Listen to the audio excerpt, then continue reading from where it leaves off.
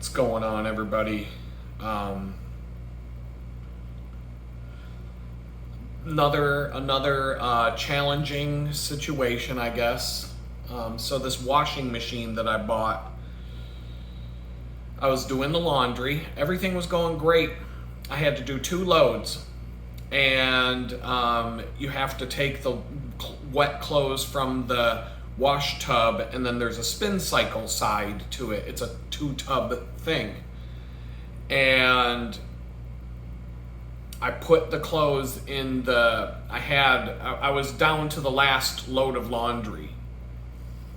But so I did a lot of it, but I was down to I had probably 2 spin cycles worth of clothes to finish spin cycling. And I closed the lid and turned the knob, and the spin cycle started to spin, and then it stopped. Done. It's over. It stopped working. They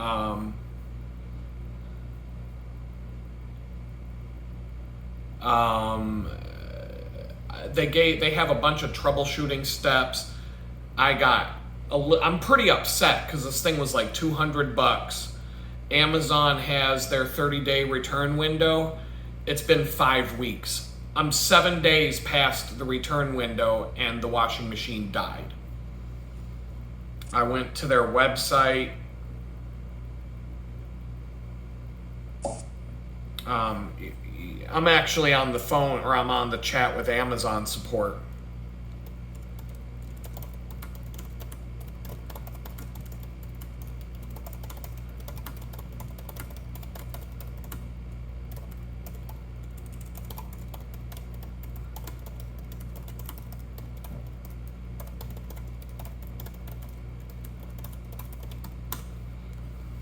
Anyway, I'm just, the guy on Amazon has told me that they will give me a refund for this but they have to contact the seller first and try to have the reseller resolve the issue for me. So I'm hoping that they have I hope this thing has a 1-year warranty. But I mean, the mechanics of this thing are pretty simple. When you take the screws off and look at what's going on inside, it's just a bunch of simple switches and stuff like that. And all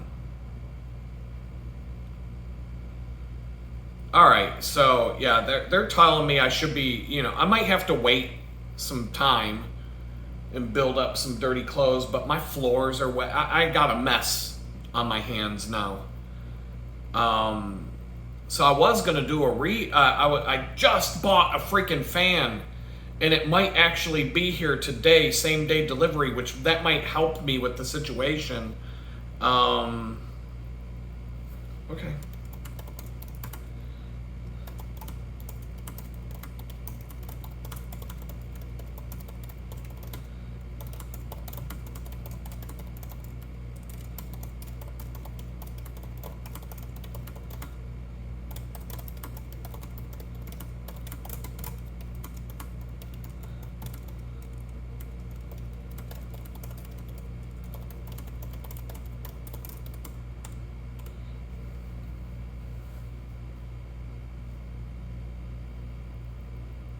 Yeah, anyway, I'm just chatting back and forth with this support tech on online chat.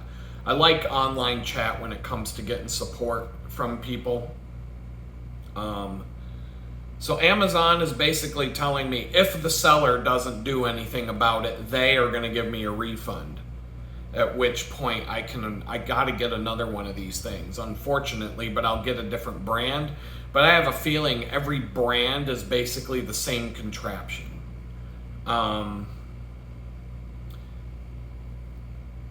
There's no real way to tell what happened. I've gone through all the troubleshooting steps of this thing.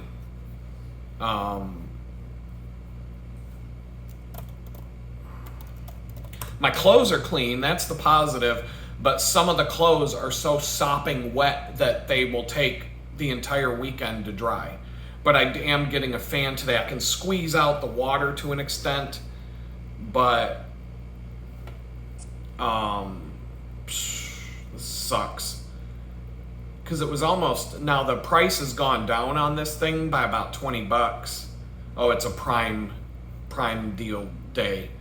Hold on, let me view this order. But yeah, the product support,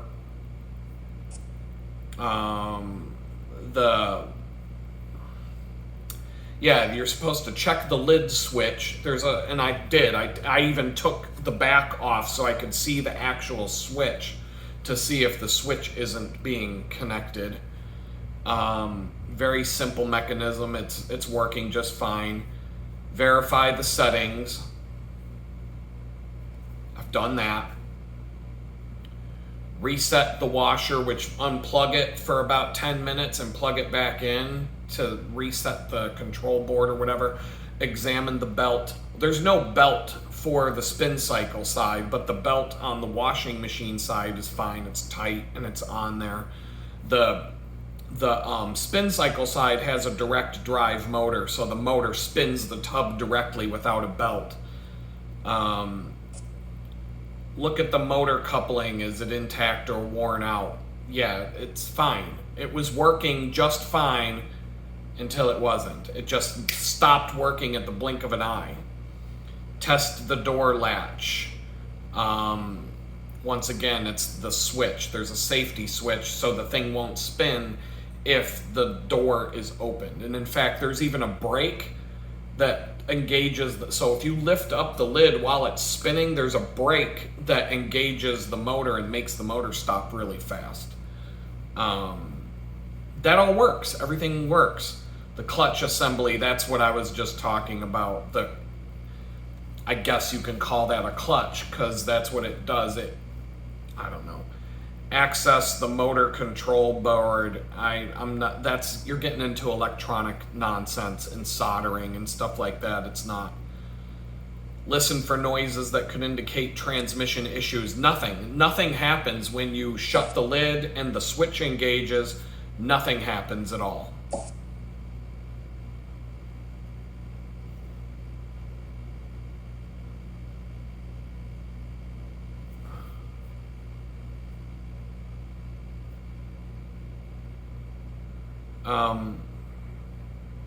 Give it a 4.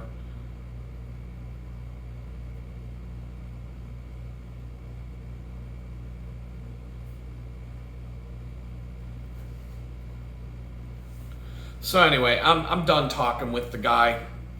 I'll have to, yeah, so, I mean, that was a bummer.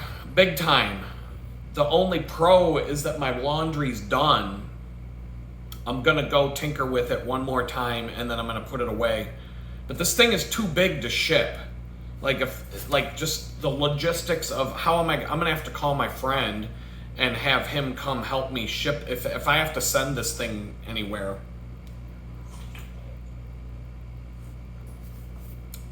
Best case scenario is the company will ship me another one without me having to pay for it and not expect me to ship the broken one back.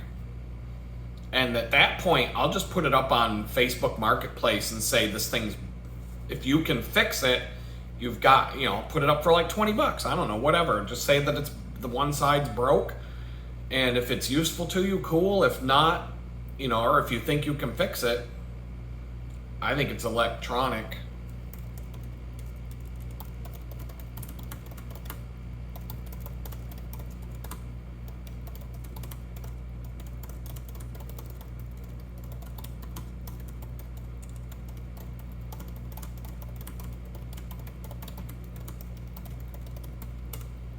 No, it's...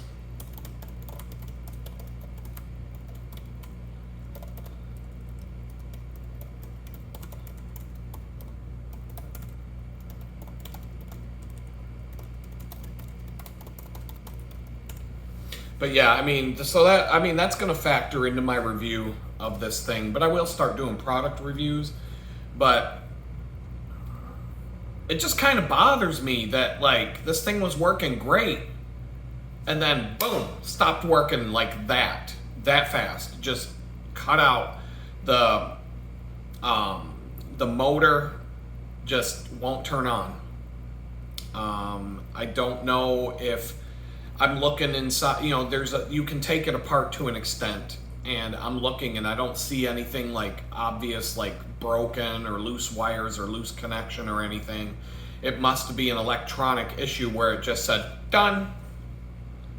And I don't know so I reached out to Amazon customer support and I emailed the company because all they have on their website is an email address for contacting them. And so I reached out to them myself with the date of purchase and, telling them what went wrong. And so I guess they're telling me Amazon says they reached out on my behalf to the seller.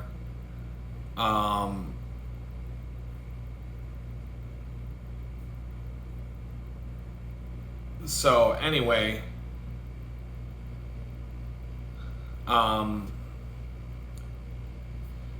so they're hopefully Amazon will take care of it. They're really good. I've never had really bad customer service from Amazon ever. They seem to take care of people. I can't say I've ever been burned. This one, we're past the return window. So what are their their responsibility after the fact is kind of low, in my opinion. And I'm just saying, like, that's just how it is. It'd be like if you buy something from Target and you have a 90-day return period and it's 91 days and they don't take it back. We'll see what happens. But this is just, so I'm going to document this as just talk about it and just let you know how it goes. And I will do like a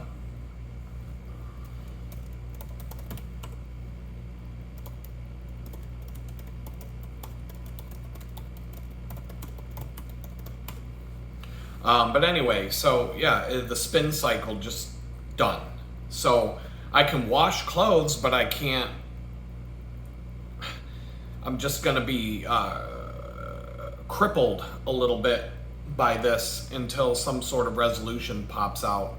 And I just placed an order today for stuff on Amazon that I need. And I put in a pretty good sized grocery order too, because I'm trying to get caught up on low, I was going grocery shopping every 2 weeks for a bit. And so I don't have reserves, I guess. And so I'm out of everything. And so that grocery order is supposed to be delivered at like 4:00 today, which is fine. There's a fan supposedly coming from Amazon today, maybe. And we'll see how that goes. I don't even think they've sent it out yet. It doesn't look like it's even shipped yet. So, but they're saying between 5 and 10 p.m. But that was a real low blow for my day today. And another thing I keep realizing is when I'm home and I wake up and I start my day and I start moving through the day, I don't pray about it. But when I leave to go on my bicycle ride to the bakery, I say, I've talked about this many times where I say a prayer and I'm like, God, please protect me on my cycle today on the trip to and from the bakery. Keep me protected from, danger from bicycling, but also, keep everybody at work safe. Don't let anybody get burned. Don't let anybody get hurt. Please, protect all of us. Help us all get along with each other and have a good time with each other, enjoy each other's company, and help that clock spin fast so that we can all go home and enjoy the rest of our day without feeling like we're completely burned out. And I just say a bunch of these things and I feel like it works, because the times here and there where I forget, sometimes I'm like, I should have prayed this morning, and then I sit, because something goes wrong. One time I forgot to pray and someone got a big burn on her arm from an oven rack. And I'm like, I forget to do that when I'm home. I just sit down in front of my computer and I go off on my merry way, start working on whatever it is I got to do. And I'm just constantly chasing my tail, and things are constantly like this. Today should have been laundry day, and it should have been easy. It should have been just wash the clothes, hang them up, go back to work, and be done with it. And I'm wasting hours of my day with this. Hours of my day are lost now. I got my grocery shopping done. That took time. I queued up an Amazon order. I shot some videos. I did all this stuff that I have to do. Got my bank account squared away and some other things. And I basically, I did my budget, and I said, okay, this is what I'm going to do on Amazon. This is what I'm going to get for, improving the house situation. And this is what I'm going to do for groceries. And next week, hopefully groceries, I'm going to spend maybe half as much as what I spent this week. But because I bought enough stuff that I should be able to keep building up a supply, if you will, and what's the word I'm looking for? So building up a supply so that I don't have to keep restocking the same things all the time. And get to the point where I can put my money elsewhere and then, replace, just try and get into a better rhythm. I don't want to eat out. The only time I eat out in terms of like food I don't prepare myself is breakfast when I go into the bakery. I pick up, and I've gotten to the point where I spend like $7 on breakfast now. Sometimes if I'm really, really hungry, I might get a little extra food, but for the most part, no, that usually does it. So yeah, I wish the thing didn't break at all, but I wish that I got a mess to clean up. I got water all over the floor. I mopped up most of it with a towel, but the things that are sopping wet are dripping on my floor. This is a mess. This is like an hours long ordeal now to deal with, instead of a slight inconvenience of having to hang up some clothes to dry. Now it's hanging up sopping wet clothes that are, I have to squeeze them to dry them, I guess, the best I can, but they're still going to be drip. That spin cycle thing on that washing machine, when it worked, clothes come out almost completely dry in 5 minutes of that thing spinning. But now that it's not working, now my clothes are just like I dropped them in a lake and pulled them straight out of a lake to hang them up and dry. Like it's bad.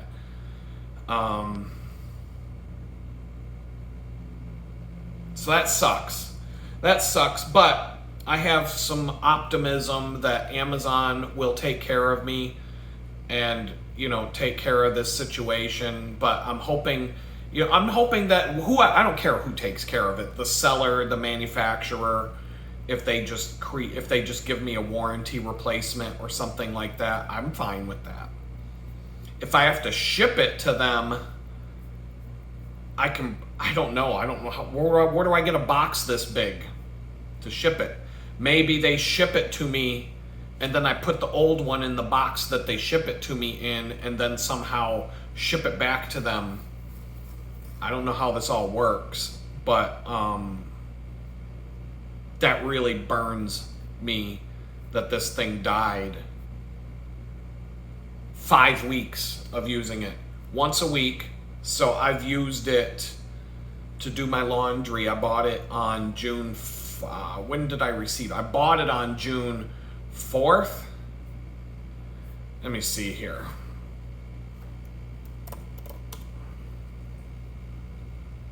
I can do a couple of more things to tinker with it, but view the order. When was it delivered? Because I used it the day I got it. It was delivered on... It was delivered on June 8th. So between June 8th and today, how many times did I use this washing machine? Let me take a look at my calendar. And so that's not a good review. It came on June 8th. I used it 1, 2, 3, 4. This is the 5th time I've used it. This is the 5th time I've used it.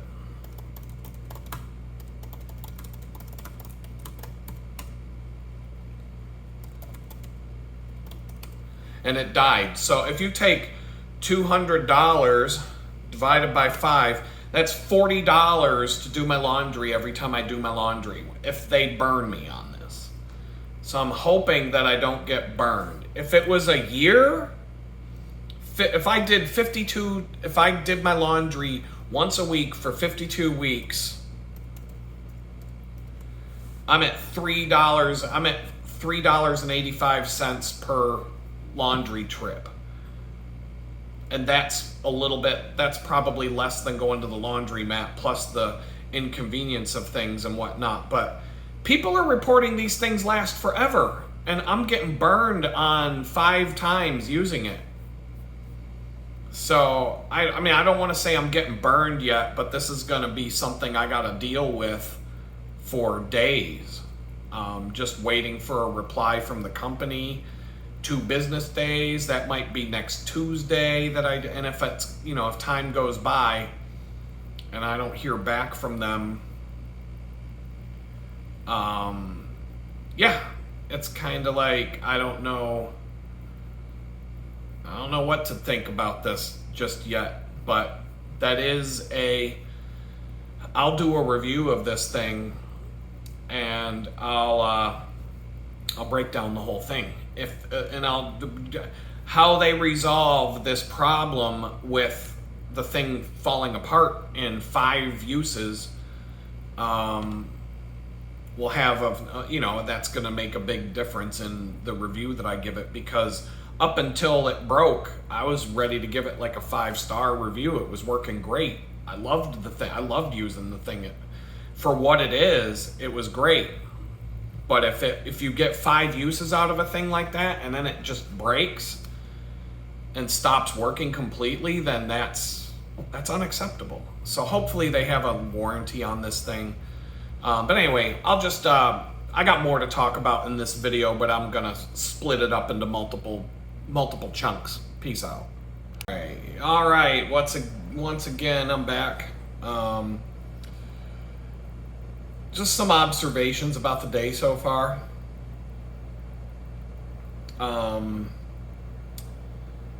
It's been an annoying day. I can't call it a bad day. It's kind of like,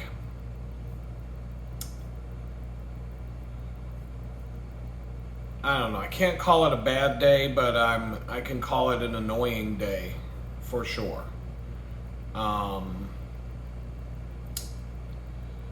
So I'm just going to get into it. You heard the first part of this video.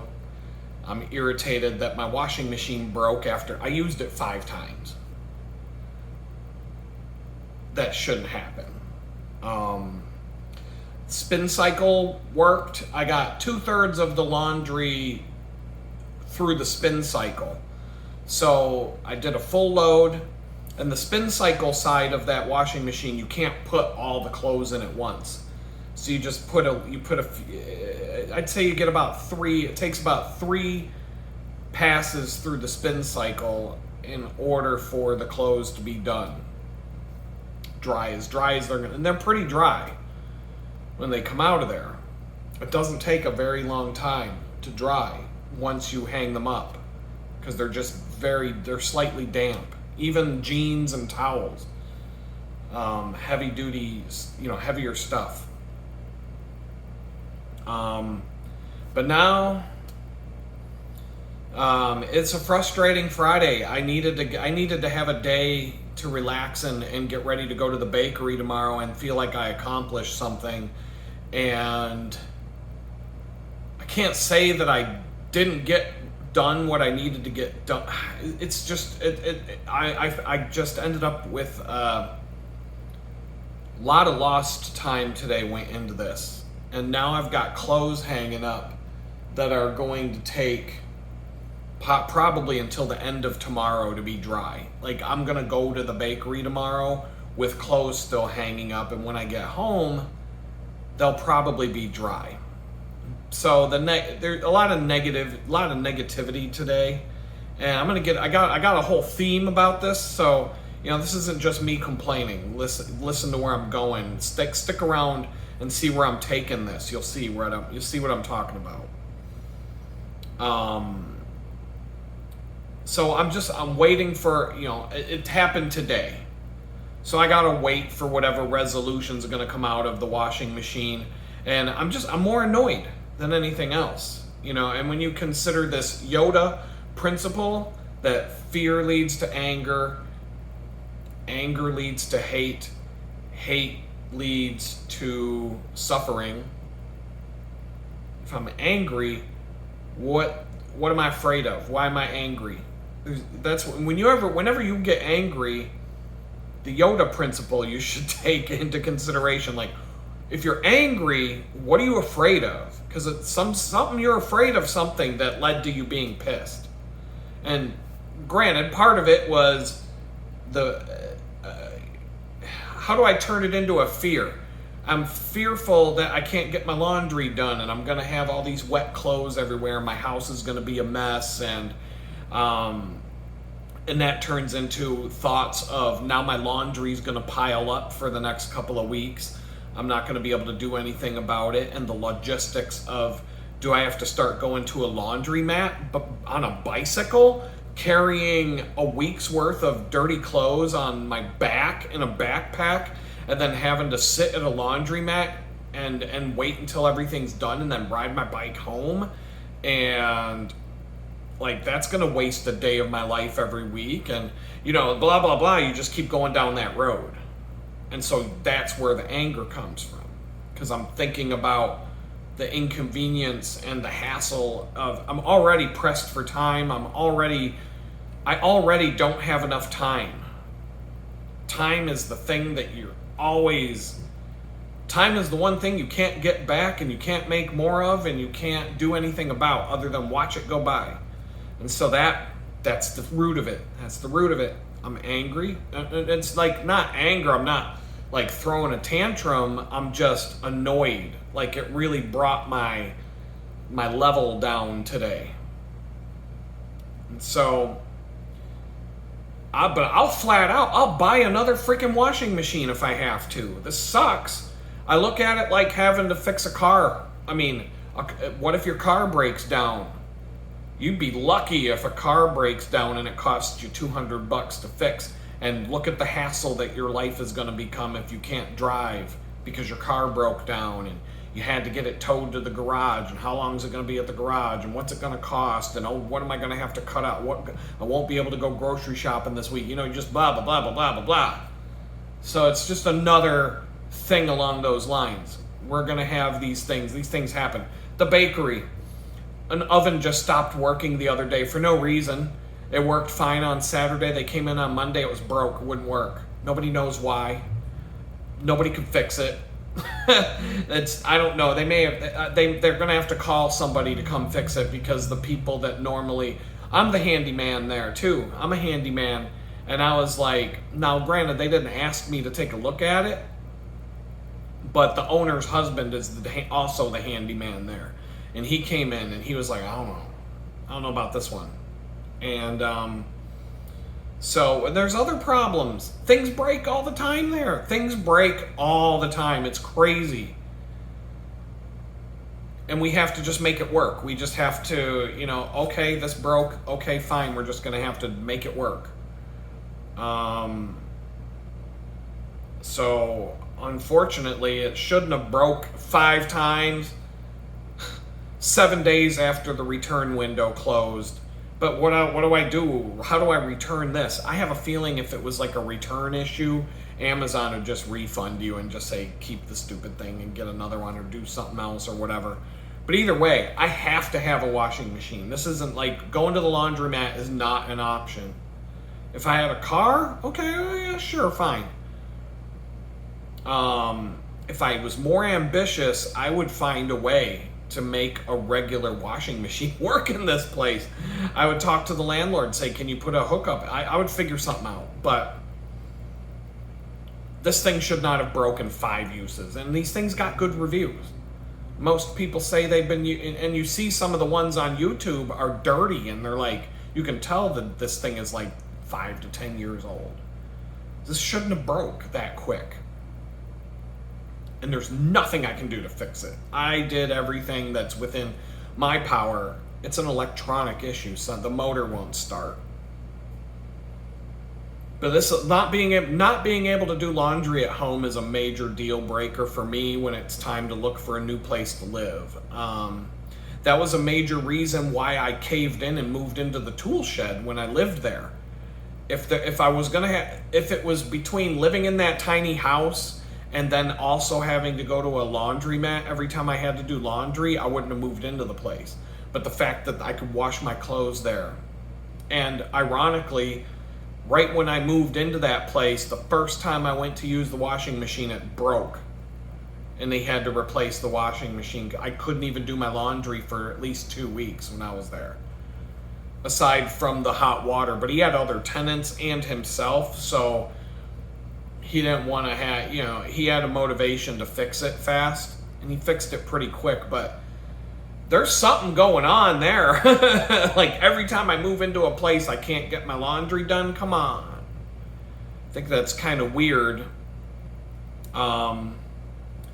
So that's problem number one. This is like first world white people problems. Like oh boo-hoo. Here's the world's smallest violin playing a sad song for me.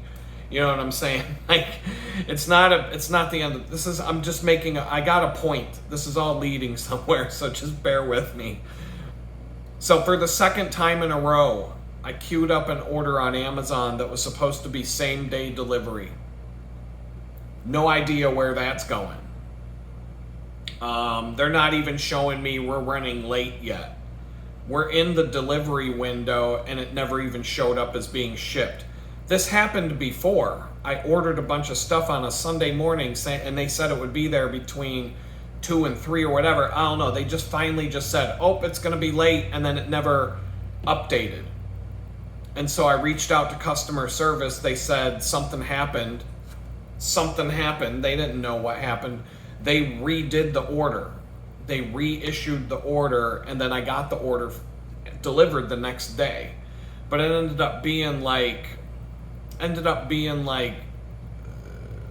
2 or 3 days after I ordered it. End of the world? No, not really. Disappointing? Yeah, because I really wanted that stuff that day. It was for me to take a hot bath and soak and get my weary bones all worked out, and I couldn't do it. But this happens a lot. This is a problem with Amazon. They're telling you that you'll get your order delivered on the same day if you do this and if you do that. And then you go, and then all of a sudden they're just like, oh, whatever, it's late, deal with it.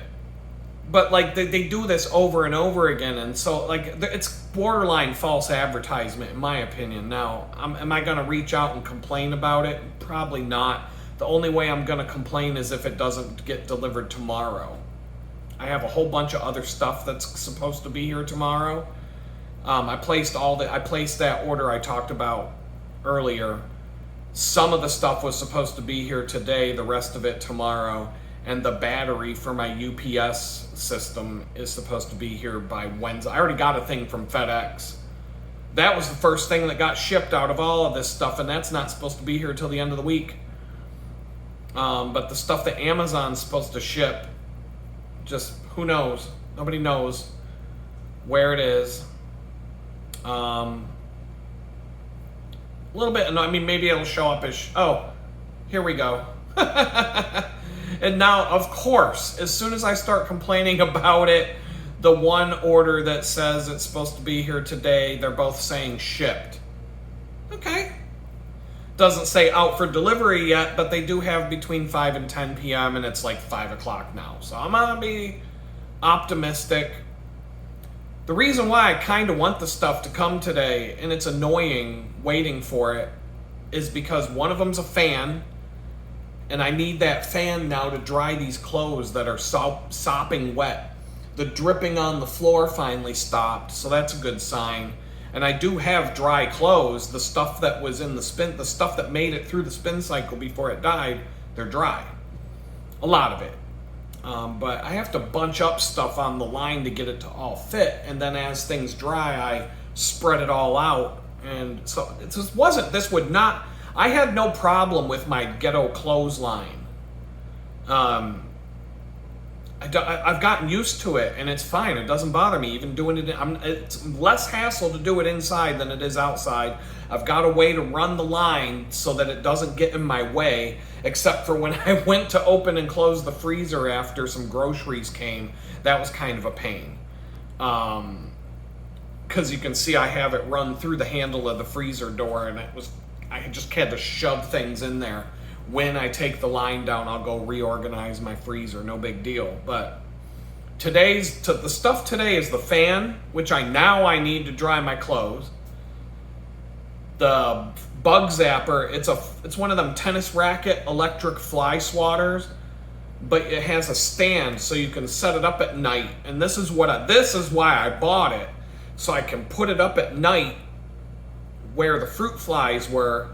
Or what, they're dying down. It's definitely, when you get rid of the garbage or whatever they were here for yesterday, like, it takes a couple days, but I'm just trying to make it so that, because there's going to be more garbage going in the garbage can, and I don't want to take out the trash every single day when the garbage can isn't even half full. But if whatever I got to do to keep these fruit flies from bothering me, I'll do. But this electronic bug zapper thing will sit in a place, and it'll have a light in it, and so at night, when these things are just going to go right for it, zap, zap, zap, zap, zap, and that'll be the end of it. I won't have any fruit flies tomorrow if this thing shows up. And I also got some fruit fly traps, taro. They look like a little piece of fruit, and they got holes in it, and then there's poison inside. They fly in there, and it's over. Those work pretty decent. You keep one of those on your windowsill. That'll do a lot. That thing it'll do a lot. You can just leave it sitting on a windowsill for months, for a month or so, and it'll just keep everything at bay. It'll prevent you from having to be going like this all day. After a few days. And then I got a cheese grater on the way. All the cheese I got from the grocery store is block cheese. So if this thing shows up before I get hungry, I can just be like, chop, chop, chop, chop, chop, chop, chop on some cheese, and I can make a nice snack real quick. And so I hope that shows up. I hope I don't get some we're running late thing like they do like they've been doing. Tomorrow I've got my cold brew coffee filters. They should be coming. Some tools, some stuff for the bicycles, and one frivolous thing, a $15 Amazon Fire Stick. The only reason I bought it is because they're normally $35. It was half off. Amazon Prime Day or whatever. So I'm like, all right, that'll solve some of the problems I'm having with this TV, and then I should be complete there. So it was annoying. And there's more. So, I did the online grocery order again to get it delivered, especially today. I'm glad I did it. I did all of this before I even started my laundry today, so I was glad that groceries are on the way while I'm dealing with this nonsense. But then I have had no problem so far. I get an email today and a text message saying there's a problem with my grocery order, and I ordered a rotisserie chicken from Walmart so that I wouldn't have to even make food. I'd just have a chicken in a bag, all warm and ready to eat. And right when the groceries get here, so after I put everything away, hold on a second. All right, so I don't know what that was all about. So I heard horn honking outside. I go and look. Someone's opening up this gate at the end of the driveway. Drives in with a pickup truck with a mattress strapped to the back, like a mattress from a bed. Pulls in next to my place, backs up, turns around, and leaves, and just takes off down the road. I don't know. At first, I'm like, hey, you can leave that here. But I don't need no strange bedding showing up that was ratchet strapped to the back of a pickup truck. I got enough insect problems. I don't need bed bugs on top of that, so I'm good. Just if I'm buying a bed, it's going to be brand new. So I ordered this rotisserie chicken so that I'd be able to eat when the delivery got here for my groceries, and we're out of rotisserie chickens, at least the flavor that I chose, the lemon pepper. Well, they have regular and lemon pepper, and I'm like, can I substitute? But you have to choose your substitution preferences at the time you place your order. It asks you, if we're out of this, what do you want? And I just kind of go, whatever. And I guess if they don't have it, they'll just, what they did is if they don't have the item, they just take it off your order and don't charge you for it. And I was like, I was a little bit like, come on. I was looking forward to a chicken. And now I can't even eat that. After this day, after all of it today, I can't even get my rotisserie chicken. But I got plenty of food. I got cheese and crackers and 3 different kinds of lunch meat. I got a big thing of ham, big thing of sliced ham. It was a good price, and it's way better. It's really good looking ham. I got some salami, and I've got some of this cracked pepper turkey that I tried the other day. I had to get it again. It was so good.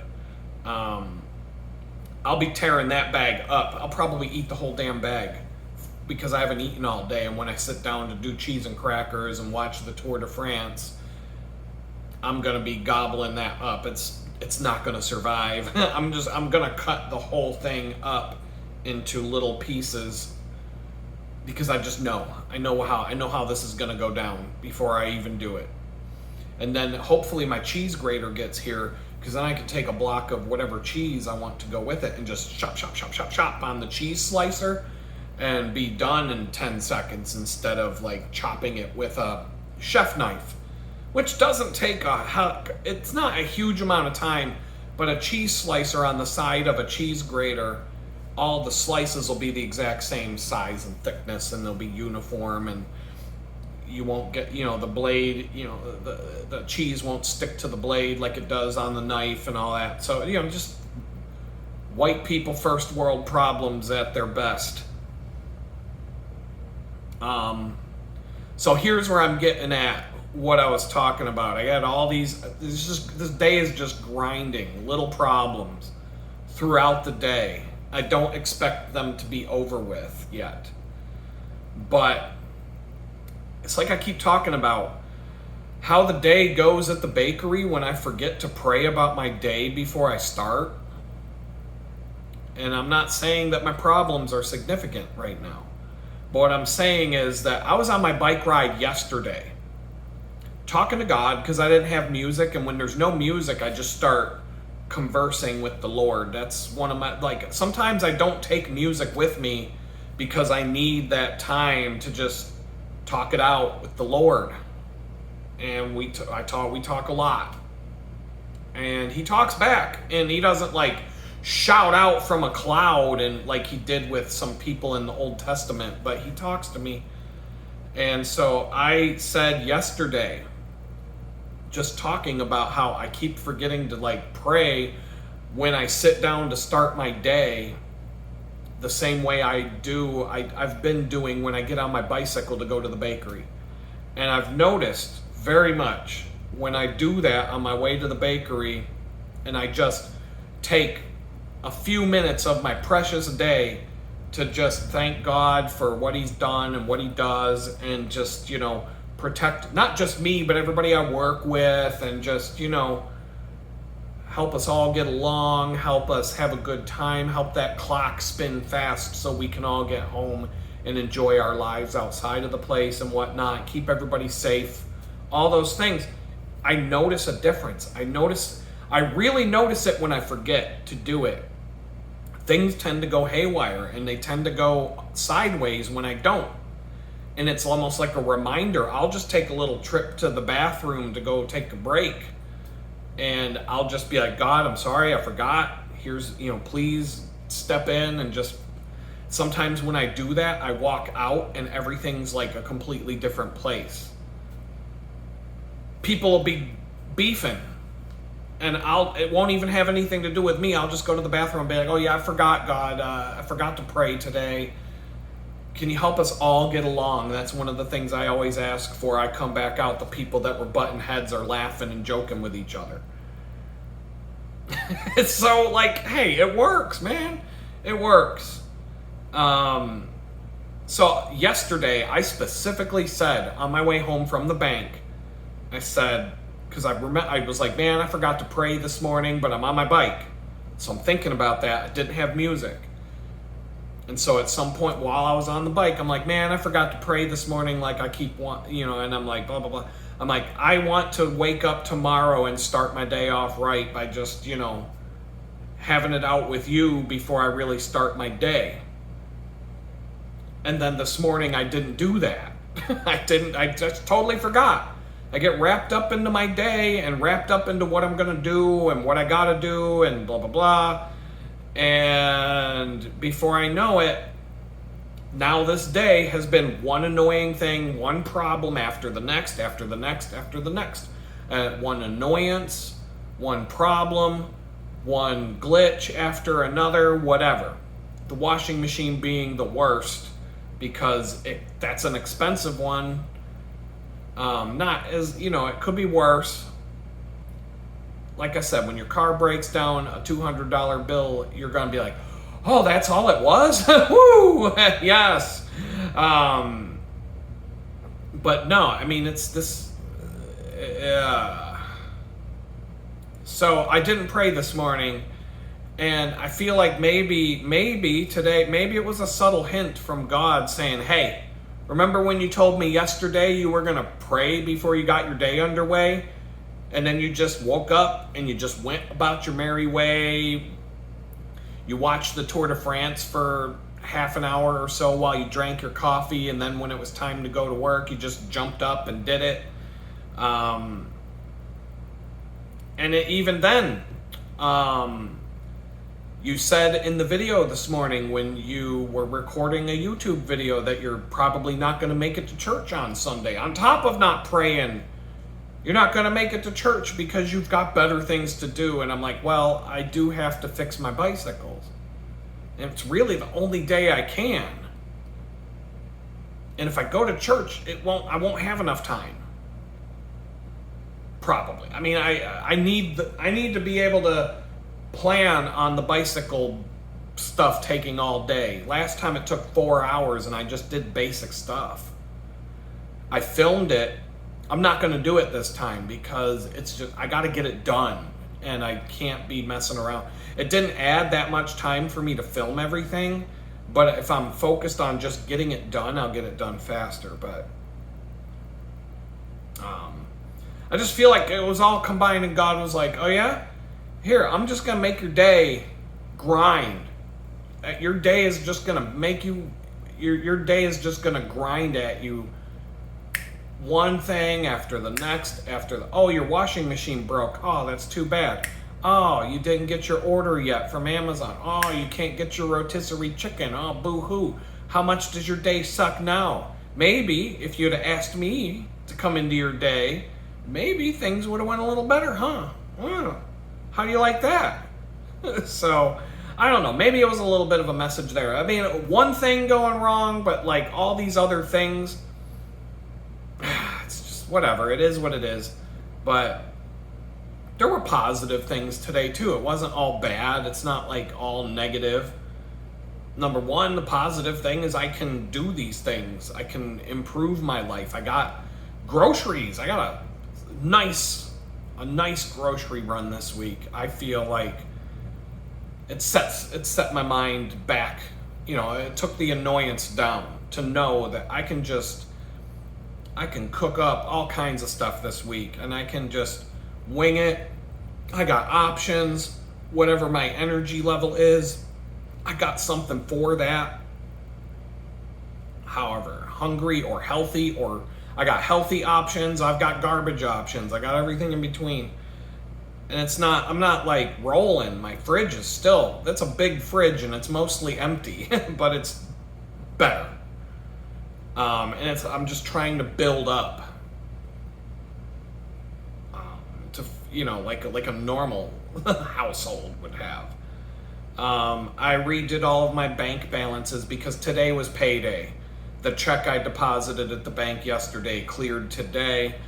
My money from the bakery deposited at the same time. So boom, all of a sudden I'm good to go. That's why I did all this today. I always do it right when I get paid. But I have a budget and I stick to the budget. So I did all the I updated my bank balances, I updated my software. And I was like, okay, I still have enough money coming in before the end of the month to make my rent payment for August 1st and pay all my bills and have a little bit left over, and it's July 11th. As of right now, I have enough money. So anything that I make between now and the end of the month, other than the bakery, because my next bakery paycheck is in that estimate, but any money that I make from freelance or other things, YouTube is also in there because that's a guarantee. I made this much in June. This is what they're paying me this much. But so my freelance and anything else that comes my way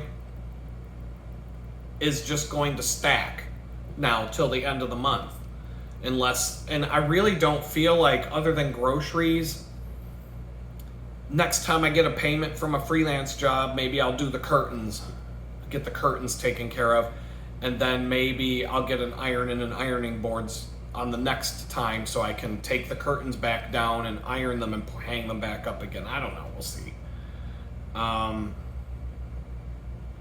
So, that's all positive. Like, I'm not even halfway through the month, and as long as I bust my hump for the rest of the month and actually work, I can be above the game. I could probably get a car. I can get this car situation figured out if I play my cards right.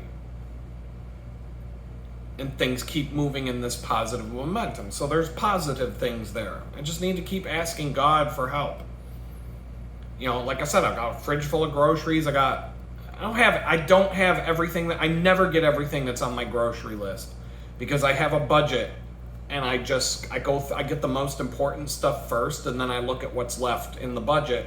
I'll get some of that, I'll get that, I'll push the rest to next week. And hopefully I stocked up enough on some of the things that I don't need to replace them next week, and so on and so forth. Like toilet paper and paper towels. I try to buy enough of those. Back in the day, when I was living in Pennsylvania before I got arrested, I always tried to keep a year's supply of toilet paper and paper towels stocked in storage so that I wouldn't have to order them very often, and I could just do it when money was good and when the price was right or whatever. You get a lot more freedom when you stock up on things, and you stock up in bulk on certain things. It gives you a hell of a lot more freedom and choice in terms of stocking up again. And so a lot of times when I would go grocery shopping, because I was so well stocked as a prepper at my old house, my weekly grocery run, I would even skip. I mean, 2 to 4 times a month. Just depends. Most of what I would need to get at the grocery store is fresh food. Salad, lettuce, vegetables, fruits. The outside of the grocery store, when you walk around the outside of the grocery store. And you don't go in the aisles. I would really only have to go in the aisle for like 1 or 2 things. Most of it is the outside of the aisle, all the way around, once around the grocery store, and maybe a trip down 1 or 2 aisles max. But it's the fresh stuff, the stuff that you can't store for a long time, that I would have to replenish. I want to make spaghetti, so I got to get some peppers and some mushrooms and some whatever else, onions and whatever else goes into that. And, I want to make this or that. And so I just fresh. But like even meats, it got to the point where I had a year's supply of meat in a chest freezer. So I would only buy meat when I'd look at the meat section and be like, what's on sale this week? Oh, that's a really good price. Bam, pull out that. Stock up on something that was like really, really discounted, really cheap, and just be like, take advantage of just stocking up on whatever when they have a sale. And not ever paying full price for meat because I had a freezer full of meat. Just thaw out what you want to make today. So anyway, so I got it all covered, and I'm not, the day was pretty, this day kind of sucked, but all my clothes are hanging up, they're drying, whatever. It's at the end of the day, whatever, it'll get done. I don't have to do, I have 2 weeks it'll take before laundry becomes like an actual problem. So I'm not even really super worried about the washing machine situation. I feel like somehow I'm just going to end up getting a refund either from the company or from Amazon, or they'll send me another one and I can just take a mulligan on it and do it again. Go back. I'll be made whole some way or another. I was polite with the people on Amazon. I was like, look, I have this problem. I don't know if you can help me. Thank you and please and and all that kind of stuff. I appreciate you, all that stuff. I don't get riled up, and I don't give people attitude until they cross some sort of line where they're copping me attitude for no reason. So, as long as I get made whole, but it could be a couple of weeks of who knows what. If I have to order another one of these washing machines, maybe I can do a better job measuring it and fit it where I want to fit it better. But, I just got to take it one day at a time and just hope that I can get this resolved before I have to do laundry again. And then I'll be like, fine, I'm good to go now. I should have got more than 5 times out of that thing.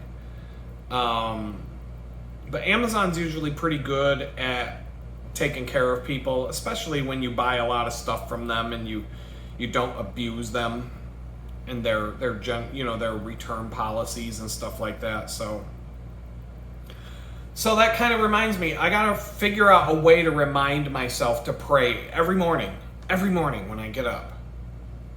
And so I was like, not that I want to buy more stuff, but I was like, maybe an insulated coffee mug, because I drink my coffee out of a steel mug. What if I get a steel mug that has the Lord's Prayer printed on the side of it or something, so that when I see my coffee in the morning, I'm like, you gotta pray. Because I don't do nothing. That is like number one. I get up in the morning and I dump coffee into mug, creamer into mug, or actually I put the creamer in first, then the coffee, shake it up a little bit, put the lid on, I sit down and I drink some coffee every morning. It doesn't matter if I'm going to the bakery, it doesn't matter what I'm doing, it doesn't matter what time I get up, coffee is first every morning. So if coffee is the first thing, the most important thing of the morning, why not make God go with it? So I was like, maybe I can get a stainless steel coffee mug that has the Lord's Prayer printed on it or something cool like that, because then I'll see it. There will never be a day I don't see it, because I mean, unless I drink out of a different mug. But I'll get into that habit. The coffee God, coffee God, God, coffee God. It'll sink in. Just like when I'm on the bicycle by myself with no music, it automatically, boom, time to talk to God now. If I have the music going, I might not remember, because I'll get into the music. Sometimes I listen to a podcast, whatever. But if a day does not go by that I'm not drinking out of that mug first thing in the morning. So why not make it a mug that reminds me to be like, hey God, can we just talk for a minute? I don't want to spend money on it. But then I start thinking about it more, deeper, right? And I'm like, I'm a graphic designer all day long. I could design a series of coffee mugs with prayers and psalms and Bible passages and stuff like that with nice topography, both masculine and feminine, stuff for the guys, stuff for the ladies, bold, big block letters for the dudes, fancy, curly, scripty, calligraphic, flowery text for the chicks. And maybe put those on my store to sell. But then, okay, am I a douchebag if I start selling coffee mugs with the Lord's whatever, with Bible verses and prayers on them to make money, to make, to add to my income? Would that make me a douchebag if I just sell them and I don't give the money to the homeless or whatever? You know what I mean? Does that make me an asshole? It might. It might. But then again, I look on Amazon, and if you type in Christian coffee mug, prayer coffee mug, Lord's Prayer insulated coffee mug, it's going to be like hundreds of pages of these things. Tons and tons and tons and tons and tons and tons and tons and more of these things that people... China is making a killing. I don't even think it's not even legal to be a Christian in China. I think they put Christians in those body exhibits at the science center where they kill you and then they fillet your body open and put it on display at a science museum for all the kids to see. But they'll sell the Lord's Prayer on a mug to make a buck, won't they? They'll send a whole shipping container of those things over to America to put them on Amazon. So does that really make me a douchebag if I did that? I don't know. I'm kind of like, I'm wishy-washy on that. I could design a dozen different mugs and put them on my Etsy store and my other store. I know where to tap into these things to get them printed on demand or printed in small enough quantities that I don't want to lay out a bunch of money, but if I did, and then, there's ways to do this.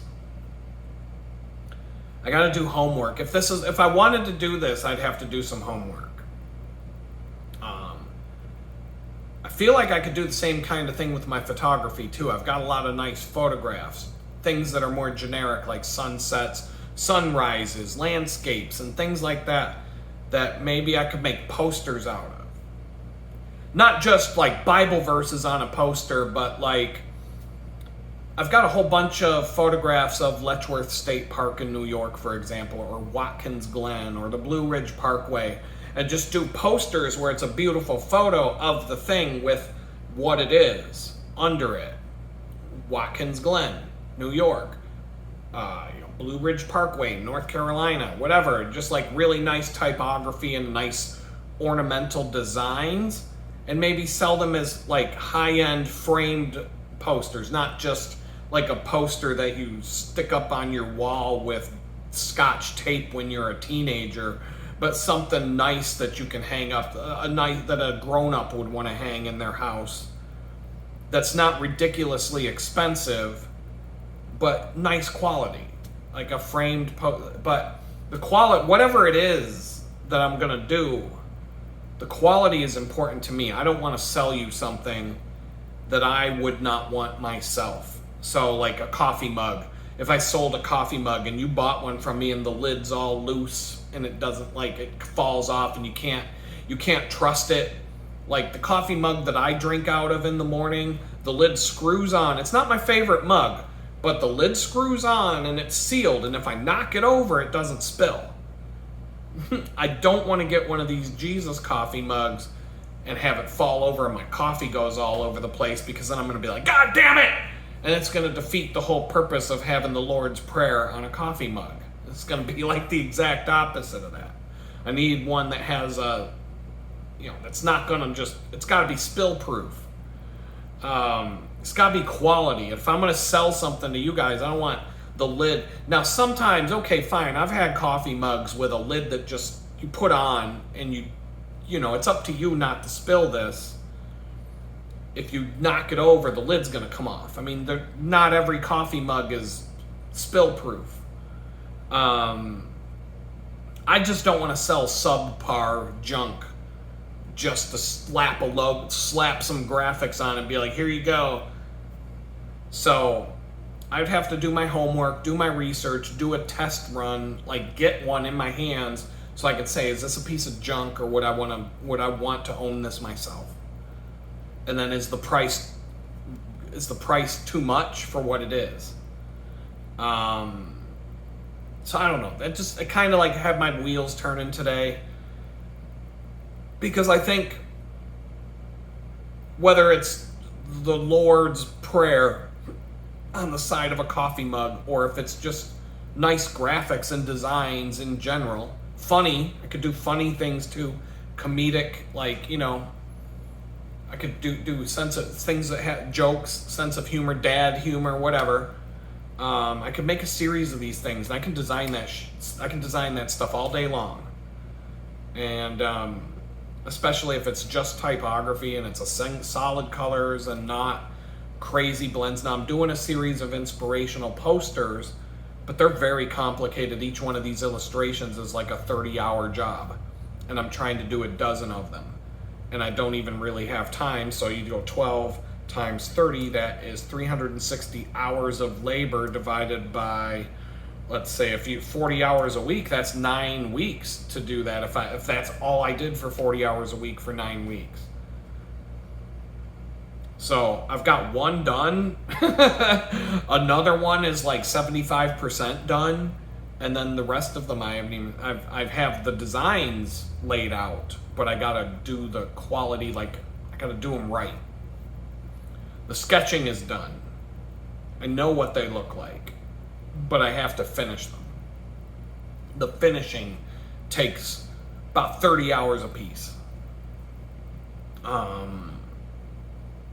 So I don't know, that's kind of like all of this got me churning today in my mind of like, what do you want to do here? I kind of want to see if I can get a spill-proof coffee mug, something that I would actually drink out of every day, with like something on there that tells me, hey, don't forget to pray. Before you finish this freaking coffee, Adam, you need to ask me to come with you today and all this and that. So I also got curious today. I'm like, with this day that I'm having and these thoughts that I'm having, what is Jesus, the book Jesus Calling? I'm going to talk about this book all the time. In fact, if you watch this channel enough over the next few years, you might hear every single entry in the book. I've talked about it. I mean, I've been doing YouTube videos for more than a year, and I've been talking about this book for more than a year. So you might hear the same passage more than once by now. And the longer this goes, this is like my favorite daily devotional book, and it has meaning to me because somebody shared this with me in the Butler County Jail, and it became like a daily ritual. We all got together and read it and talked about it as part of our daily bullshit routine when we were in this horrible nightmare of a dump. And then it happened again when I was in Club Fed. Somebody picked up a copy of this book and we would read it every day, and then all of a sudden somebody got another copy of it, and I ended up buying it off of him for a couple of bags of granola and some other things off the commissary. I ended up trading to get this book, but I ended up giving it as a gift, and that was dumb. I should have kept it. Who knows? It's probably in the trash now, but I read it online, so it's not a big deal. I can, I should probably buy it someday, But the woman who wrote the book, she's not alive anymore, so what's it gonna hurt if I read it online? She made her buck off. And once again, she made money off of selling a book about Jesus. So does that make her a douchebag? Isn't that the same as if I sold coffee mugs with prayers on them and Bible stuff on them? I don't know. I don't know. I got to go back and forth on this one in my mind. But anyway, July 11th, Jesus Calling. According to Sarah Young, Jesus is telling me, worship me only. Imagine that. Idolatry has always been the downfall of my people. I make no secrets about being a jealous God. Current idols are more subtle than ancient ones because today's false gods are often outside of the field of religion. So, we're not worshiping Baal. I'm not going to the satanic cult meeting. I'm not putting on my goat pants and going to the pagan dance with Dan Aykroyd and Tom Hanks. I'm not going to the Bohemian Grove to worship the owl while they pretend to sacrifice a baby in front of it. Or maybe they do sacrifice a baby in front of it. I don't know. I'm not going to wherever Hillary Clinton goes to drink the baby blood. None of that. But people, possessions, status, and self-aggrandizement are some of the most popular deities today. Just things. Being obsessed with things. You might have been listening to me talk about all the things I ordered on Amazon today and be like, boy, isn't he a materialistic whatever? And maybe I am. I'm trying not to buy things that are just, I don't feel like it's materialistic if it's a tool or if it's something that helps me be more efficient in my life or helps me with a problem that I'm having. And so when I go through the list, a battery which saw the power unit for my computers and stuff, that solves a whole bunch of problems. A fan solves problems.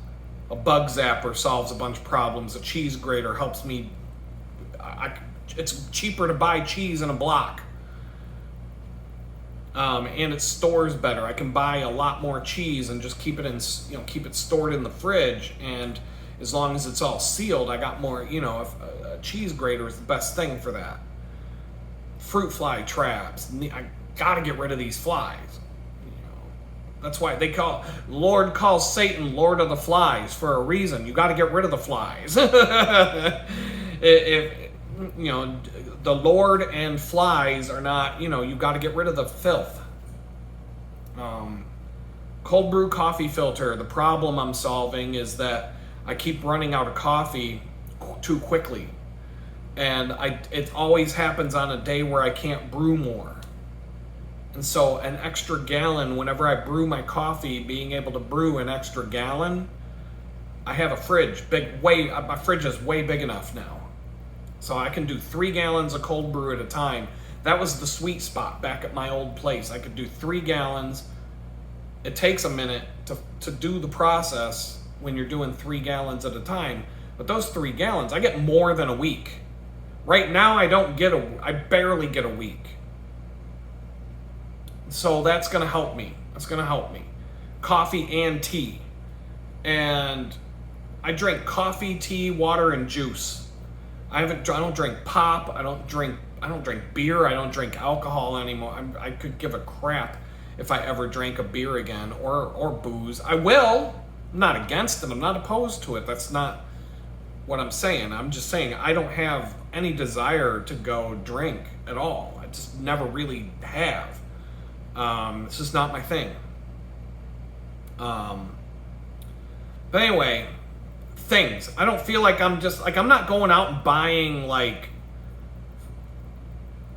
I'm not like a chick that goes to the Chanel store to buy a $10,000 purse because I'm bored. I've dated a rich girl who would do that. She'd take a first-class flight to New York City and a luxury, a chauffeur down to Fifth Avenue to go to Tiffany's or the Chanel store to buy a $10,000 purse. and then go over to get a frozen hot chocolate at Serendipity, hop back on a first class flight and fly back to Pittsburgh and be like, yeah, I was bored. I wanted something to do today. Like, that's some materialistic shit there, okay? That's a little bit different than buying some wrenches so I can do more work on my bikes and be more prepared with tools. The only thing that I bought that was frivolous today, in my opinion, was the Amazon Fire Stick for $15. Everything else has a purpose. Bicycling, food and kitchen, home. And, it all. But anyway, God says in this passage, beware of bowing down before these things. False gods never satisfy. Instead, they stir up lust for more and more. So, I'm not even done with this passage, but how many people do you know? I know people who would just go shopping every weekend. Every weekend, just go shopping and just buy a bunch of junk. And how much, and like, you ever see like an episode of Hoarders where these people just fill their house with junk to the point they can't even live in it anymore? But I see people do that, and it's not like a dirty hoarder's house where it's all just like empty butter tubs and empty, and just dirt and filth.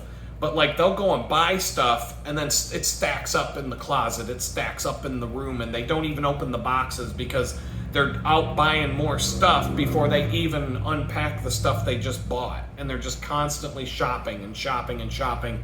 And all they want, they're just out looking for deals on shit they don't need and things they shouldn't want. And believe me, I'm guilty of buying dumb. I had a video game collection that was freaking ridiculous. So I'm not innocent of this. I spent money on a video game collection over a long period of time, and it became like something to bond with me and my son. And that's what it was more than anything. It was like something to do with my son. And, but it was like this kind of like, you're never satisfied. And it just stirs up the lust for more and more. You can never have too many. If you're a video game collector, you could never have too many games. If you collect baseball cards, you'd never have too many. You know what I mean? It's that kind of thing. I'm trying not to put useless things in my house. If I buy something, it's got to be something that serves a purpose, solves a problem, makes life easier, or gives me more time back so that I can use that time for something better. So video games aren't happening. The TV was the only thing so far that I can think of since I've moved to Houston or since I got out of prison that really just serves for me to sit in front of it and veg out for a little while. But before I even did that, I had a laptop that I was using to do it.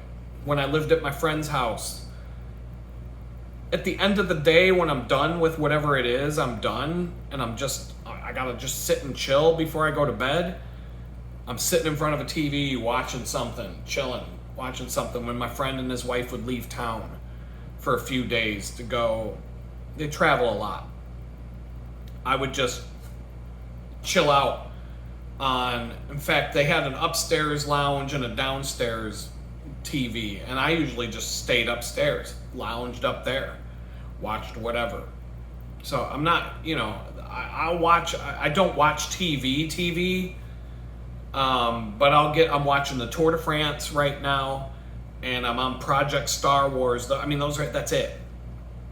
Maybe something else I'm not just flipping channels and mindlessly watching stuff and watching the news for 6 hours to get 5 minutes worth of news and, whatever's going on today, et cetera, et cetera.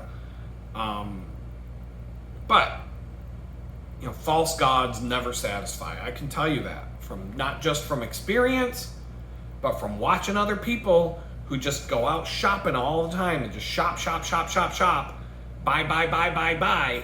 They have so much stuff they can't even use it or don't know what to do with it, don't know where to put it anymore. and they just want to go get more and more and more and more, and it never stops. Those people were the best when I needed something and I needed to go on Craigslist in Pittsburgh. I could be like, I broke a blender one day. Somebody tells me, oh, Kohl's has the Ninja blender. It's only $115. I'm like, oh, really? Mm-hmm. So I get on Craigslist. I see a brand new in the box Ninja blender, the same exact blender that someone was telling me that was on sale at Kohl's. Oh, that's a great blender. You should go get that. Somebody was selling it for $15. Somebody that lives in the McMansion suburbs of Cranberry. And it was right on my way to and from work. So on my way home from work, I stopped, got $15 Ninja blender, brand new in the box, and went home. I took a picture of the box and I sent it to my friend, and I'm like, yeah, I took your advice. I got one of these. And she's like, oh, wasn't it a great deal? And I'm like, well, I got a better deal than that. She's like, how much did you pay? I'm like, $15. Not 100. And she thought I typed it wrong. She's like, oh, 150. I'm like, no, $15. How the hell did you do that? Well, somebody who, goes shopping every week, who lives in the McMansion in the wealthy suburbs, had too much shit in their kitchen that they never use, and so now I'm getting this blender for $15. Because they went out and bought, they probably got 8 blenders. Because, oh, that blender looks cool, let me get that one. And next, I'm going to have a whole blender collection. They probably do have 6 blenders in their kitchen. And they had to get rid of one of them. Oh, I haven't even opened the box on that blender. And so, anyway, this passage says, when you seek me instead of the world's idols, you experience my joy and peace. And I can tell you today, when I got annoyed, and when I got when the washing machine first went kaput, I was motherfuckering and I was pissed, and I'm gonna say it. I was blabbing and bitching and cursing up a storm, and I just was like, Jesus, can you help me with this? After a minute, I calmed down a little bit. I'm like, Jesus, can you help me out with this? I'm letting this one get to my head too much. And now I have joy and peace. Joy? I guess I got joy. I'm not feeling bad. I'm just annoyed, if anything. Peace. I'm at peace with it. It sucks. But there's a million other things that could go wrong today, tomorrow, Sunday, Monday. There's always something. And believe me, I could have a catastrophic bicycle failure on the way home from the bakery and end up walking 15 miles or some craziness and be in a lot worse mood than the washing machine giving me an issue. The washer part still works, so in a pinch I'd still be able to wash the stuff, but then I'm gonna probably have to set up a line outside to dry it. So in the worst case scenario right now, I can still wash my clothes, but I'll have to string up a paracord outside somewhere and tie it off somehow, and then just hang all my stuff on it out in the sun on a sunny, hot day and still do my laundry. So, one way or another, I'll get it done. One way or another, I will make this work. But anyway, continuing, these intangibles slake the thirst of your soul, providing deep satisfaction. I don't even know what that word means. Slake. I'm going to look this up, because why not? Quench or satisfy one's thirst. Okay. These intangibles will satisfy your thirst of your soul, providing deep satisfaction. And that is when you seek God instead of the world's idols. The glitter of this world is tinny and temporal. That $10,000 Chanel purse. You'll like it for about a day, then you'll feel stupid that you spent 10 G's on a purse. And then every now and then when you pull it off of your special purse shelf in your closet, your rotating purse collection, and you put that handbag on your arm and you match it with some dress or whatever, and you go to the fancy dinner or whatever, you'll feel good once, it'll be like once in a while, you'll be like, oh, I have a reason to carry my $10,000 purse and hope that I don't get mugged. Because not only will you lose the money in the purse and your driver's license and your wallet and your credit cards and all that, but you're losing 10 large on a purse. Whatever. But he says, the light of my presence is brilliant and everlasting. So walk in the light with me. Thus, you become a beacon through whom others are drawn to me. So I'm not saying, I don't look at myself as a beacon of light. What is this? Hold on a second. Like I said, Amazon will show up while I'm talking to you guys. So I got my bug zapper, my fruit fly traps, and my cheese grater. So now I can have the cheese and crackers dinner. It feels like it's later than it is. And the fan, the thing that I really want so that I can get these clothes dry, it's not showing up out for delivery yet, but it shows that it was shipped. All right. I'm not treating this as an idol. I'm treating this as I'll get my clothes dry faster if I get this fan. It's not the only reason, and it's not the only problem I'm solving by getting a fan, but it's a nice fan. It's nicer than the crappiest one that they sell. It's like another notch up. I've seen these ones before. I've used one before. I should be able to get these clothes dry much quicker.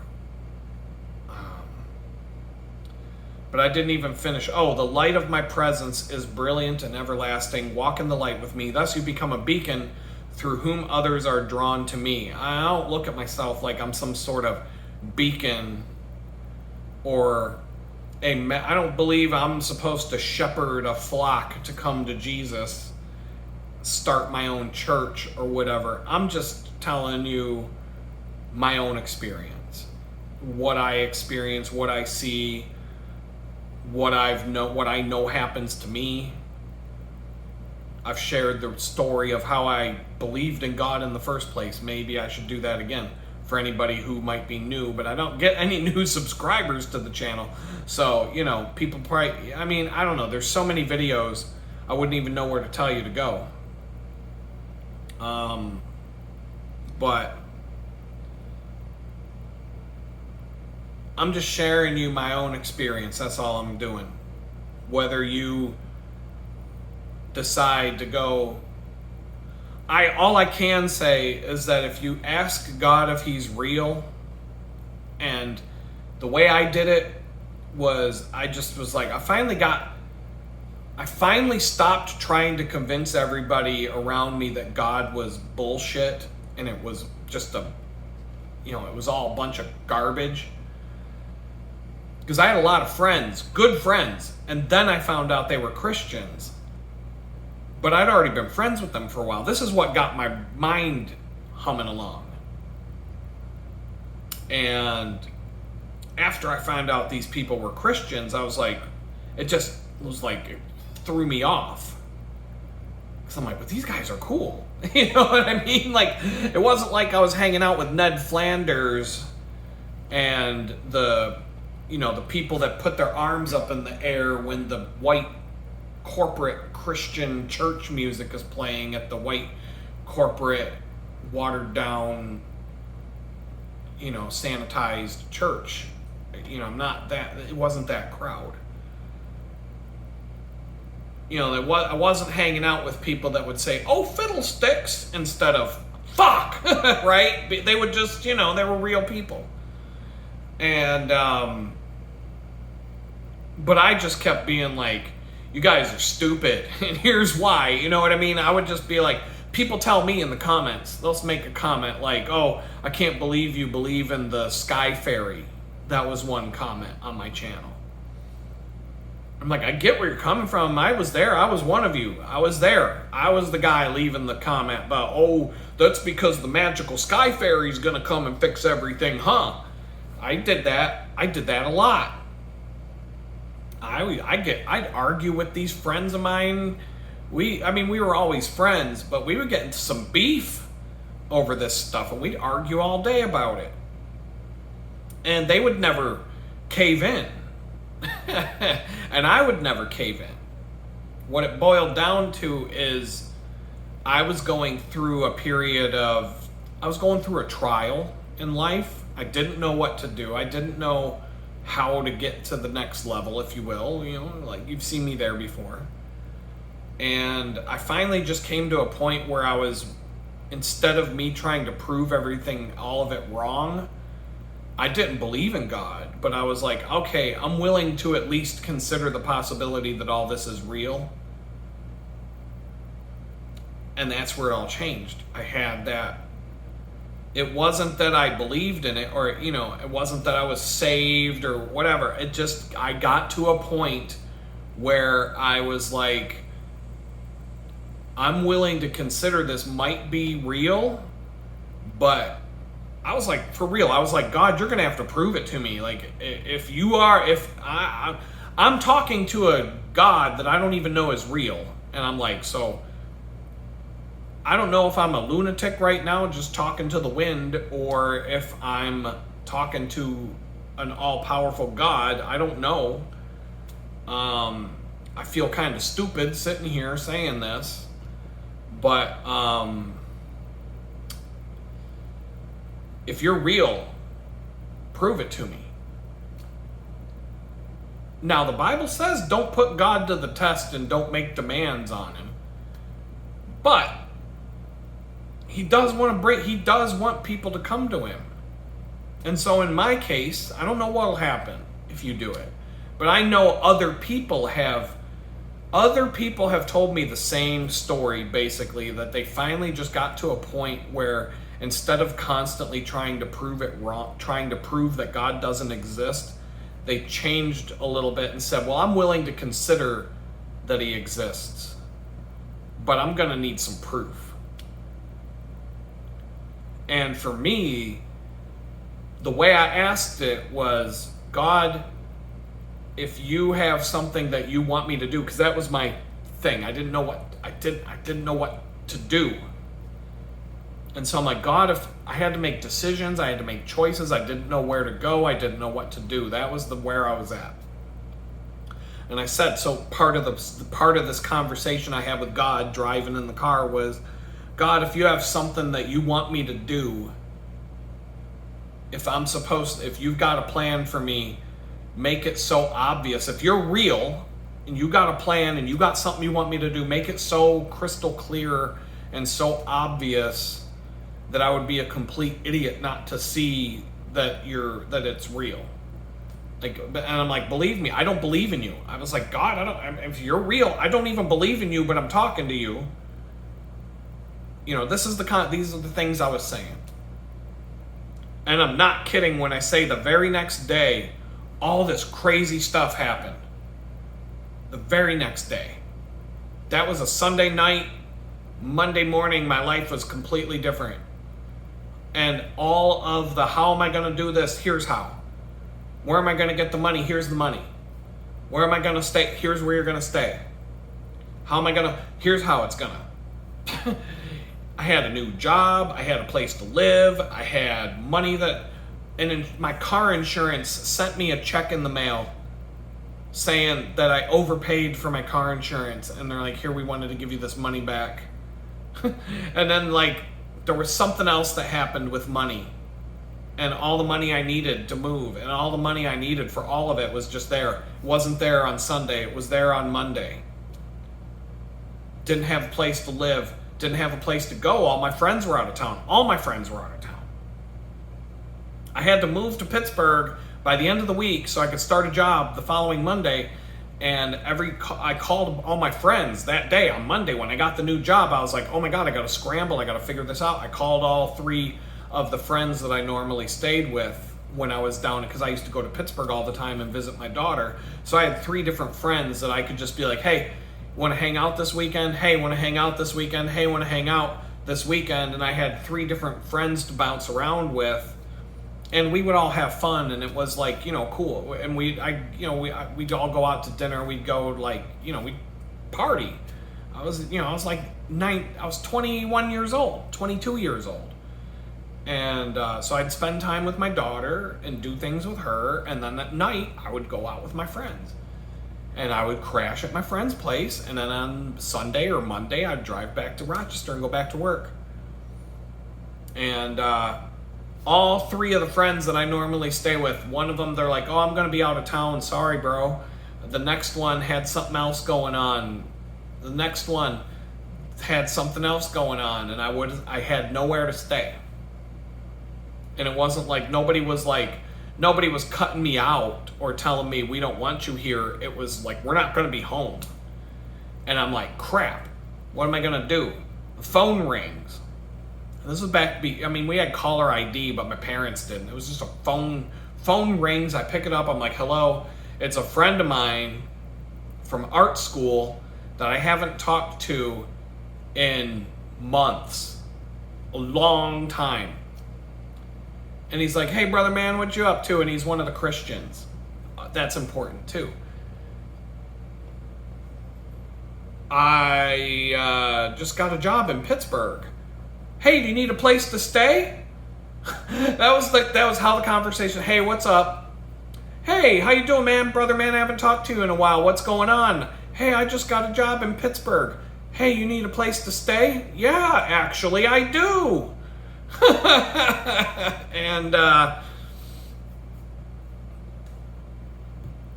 it was like that. He goes, yeah, I had this. He told me, he's like, yeah, I had this feeling like I was supposed to call you today. Now I know why. And I had boom, problem solved. I moved down there. I pretty much crashed on their couch for a week. I had a place just fell into my lap to move into. It was like, I went and looked at one freaking apartment, and it was the one. I was like, oh, perfect. All utilities included. It was right price. It was clean. It was nice. Awesome. Done. Here's the down payment. Had the money. Gave the guy a wad of cash. He's like, are you a drug dealer? I'm like, no, I just moved here. I had, I could have wrote you a check. I figured you'd prefer cash. He's like, oh, cash is cool. Nobody complains about cash. But it all worked out. It all worked out that quick, and things in life just was like boom, boom, boom, boom, boom. And living with my friend who was the Christian, and he had a couple of other Christians living in the house with him, I told them what happened. And so that was like, and they went to the church that I like to go to. And so like all of that stuff just was like, it all happened for a reason, no doubt in my mind. And so that's what I can share with you.